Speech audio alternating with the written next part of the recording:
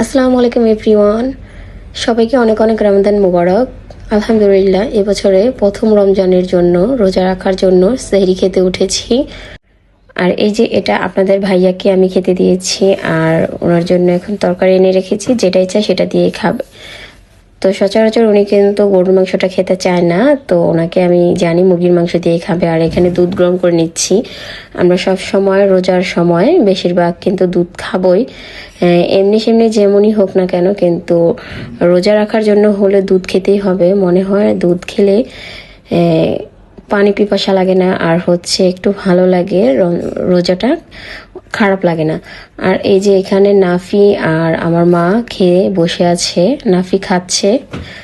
নাফির জন্য দুধের গ্লাসটা রেখে আমার আর আপনাদের ভাইয়ের দুধের গ্লাসটা নিয়ে আসলাম। এখনো কিন্তু ভাত খেতে বসেনি। আর এদিকে কিন্তু সানান আর বাবু ঘুমিয়ে আছে।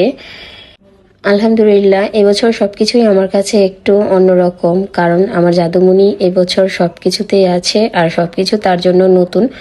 তো এই যে এদিক সেদিক হয়ে শুয়ে থাকে, মাথার উপর তো বালিশে রাখবেই না। ওর যেমনি ইচ্ছা এমনি শুবে, একটুও নড়াচড়া করানো যাবে না। তো এদিকে আপনাদের ভাইয়া সেই খেয়ে নিয়েছে, তো ওনাকে বললাম দুধ খেতে, তো ছোটটা নিতে চেয়েছিল। পরে আমি বড় গ্লাসটাই দিয়েছি তাকে। আর এখন আমিও একটু দুধ খেয়ে নিলাম, কারণ আমি সেই সময় কিন্তু ভাত খাই না, আমার কাছে ভালো লাগে না ঘুম থেকে উঠে খেতে। আর এখন নামাজ পড়বো, আজান দিয়ে দিয়েছে। নামাজ পড়বেন না?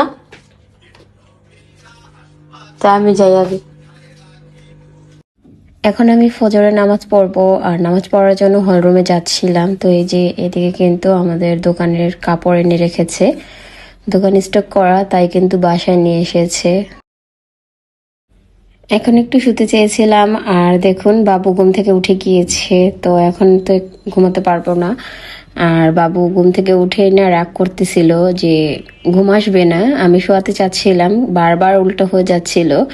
একটু একটু করে আমার জাদুমণিটা কিন্তু বড় হচ্ছে, আর একটু মর্জিও ধরা শিখে গিয়েছে। তো বাবা কোলে নিয়ে শান্ত করার চেষ্টা করছে। বাবার কোলে যেহেতু একেবারেই শান্ত হয়ে গেল, বাবার জন্যই হয়তো মর্জিটা ধরেছিল। সকালের খাবার দুপুরে খাচ্ছে। প্রথম প্রথম বলছিল যে আমি রোজা রাখবো, তারপরে হঠাৎ করে চকলেট খেয়ে ফেলেছে। তারপরে কিন্তু এখন নাস্তা দিয়েছি, আর এখন কিন্তু নাস্তার সময় না। পড়তে বসিয়েছিলাম, আর পড়া ফাঁকি বাজে বলতেছিল ক্ষুধা লাগছে, একটু পরে মিস আসবে।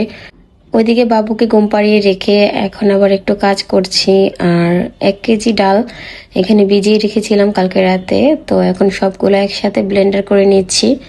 কারণ আমার যেহেতু বাবু আছে, আর আমি সব কাজ সময় মতো করতে পারি না, আমার জন্য অনেক টাফ হয়ে যায় বাড়তি কোনো কাজ করতে গেলে। তারপরও ভেবেছি যে মাঝে মাঝে যদি খেতে ইচ্ছে করে তাহলে তো বানাতে হবে, তাই আমি ডালটা আগে থেকে ব্লেন্ডার করে রাখলাম। আমার কাজও শেষ হয়নি, এইদিকে কিন্তু আমার ছোট নবাব ঘুম থেকে উঠে গিয়েছে।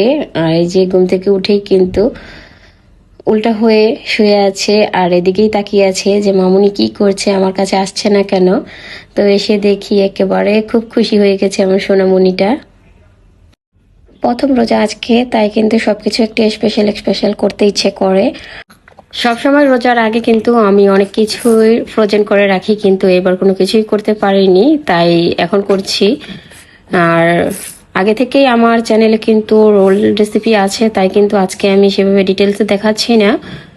তো নাফির জন্যই আমি বিশেষ করে এক একটা আইটেম রেডি করে রাখি, কারণ ওই রোজা রাখবে। আর হচ্ছে প্রতিদিন বুট মুড়ি আলুর চপ পেঁয়াজু এগুলো কিন্তু খেতে ইচ্ছে করে না, তাই কিন্তু এক একটা করে রাখলে আর ফ্রোজেন করে রাখলে ইফতারের আগ মুহূর্তে কিন্তু ভেজে নেওয়া যায়।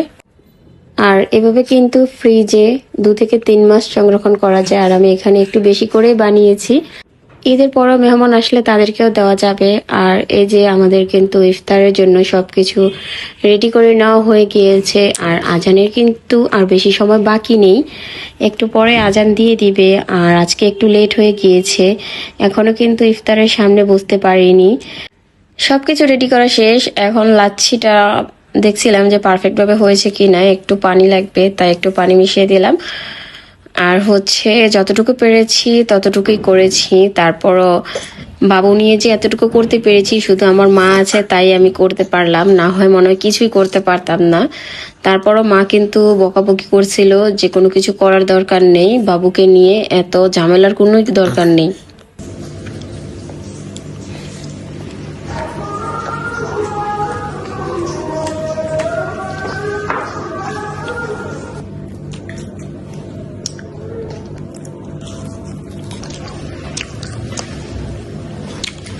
গ্লাসটা ফেলা।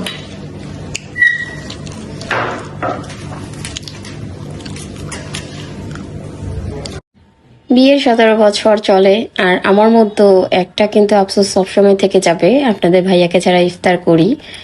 তারপর আলহামদুলিল্লাহ, আল্লাহ যেভাবে রেখেছে অনেক অনেক শুক্রিয়া আল্লাহর কাছে। তো এই যে আমরা এখন ইফতার করছি, আর আমাদের সাথে কিন্তু আমার ছোট্ট জাদুমণিটা আছে, দেখেন আমার জাদুমণি কিন্তু এখন একটু একটু করে সবকিছু হাতে নিতে পারে। আর এই যে তো আমার কোলে নিয়ে কিন্তু ওকে ইফতার করলাম। তারপরে এই যে এদিকে আবার খাটের ওপর একটু শুয়ে দিয়েছি, ভাইয়ার সাথে একটু খেলা করুক। আর এদিকে মুড়ি মাখানো হয়েছে। আলহামদুলিল্লাহ, আল্লাহর কাছে অনেক অনেক শুক্রিয়া জানাই। আল্লাহ রহমতে প্রথম রোজার দিনটা কেটে গেল, আর সেই সাথে আজকের আমার ব্লগটা শেষ করে দিচ্ছি। তো আপনাদের কাছে আমার ব্লগ কেমন লেগেছে, আশা করছি ভালোই।